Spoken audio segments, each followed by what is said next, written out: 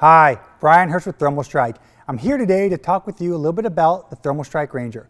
We're going to go over the unboxing of the unit, how to set it up, how to begin using it, and what it can do for you. Let's dive right in. Begin by first opening up your ThermalStrike Ranger box.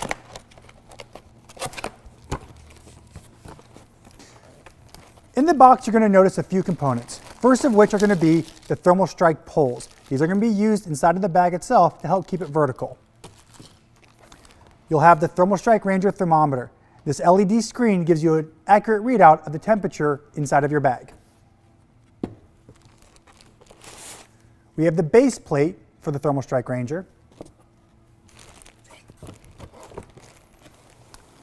And then we have the ThermalStrike Ranger itself. The next step is going to be unbagging the Ranger from its protective poly bag.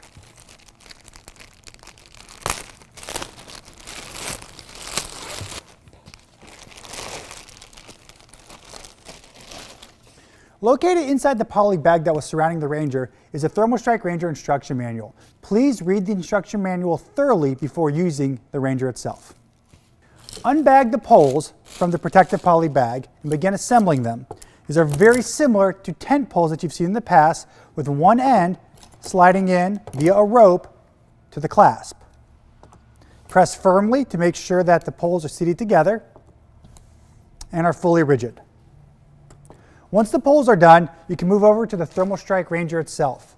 Begin by unbuckling it. Once the Ranger is unbuckled, you can begin to unfold the unit. Inside the unit, you're going to notice the ThermalStrike Ranger timer. You can go ahead and just move this to the side, but please note that it is connected to the bag itself. Remove any protective packaging that's on the inside, and continue to unfold the Ranger. On the Ranger, on the top and bottom, you're going to notice it has sewn in sleeves. These sleeves are where you place the tent poles. Begin by undoing the Velcro clasp, taking one of the rigid tent poles, and notice that there's an arrow on the tent pole telling you which way to insert it. You're going to push it in, arrow down. Make sure when you push the ThermalStrike Ranger pole in, it goes all the way to the bottom. Take the flap, lay it back over the top, and reseat it. That way you have a nice rigid pole structure inside. Let's continue with the other four.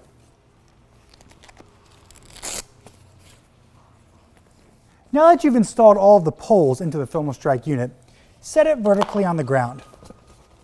Begin by opening up the hole itself, take the ThermalStrike base plate, and securely place it into the bottom of the ThermalStrike unit. By placing it in the bottom, it'll not only provide protective flooring, but it'll help keep the ThermalStrike Ranger open and you're ready to receive any kind of goods you want to place in there.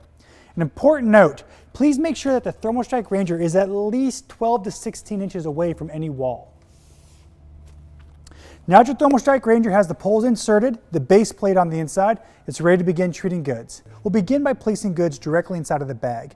One key feature of the ThermalStrike Ranger is that you don't need to make sure that there's room inside the bag for air to flow. The heat structure on the ThermalStrike will drive the heat right to the center, regardless of how you place items into the bag. Let's do it like so. We've got some possibly infested goods, and we're going to go ahead and treat them.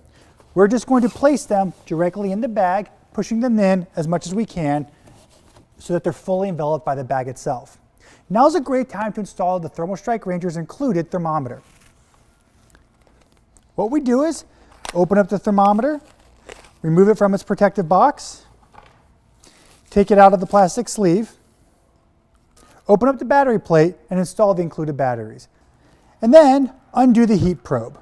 This is very similar to what you might find in your kitchen in a turkey thermometer or an oven thermometer.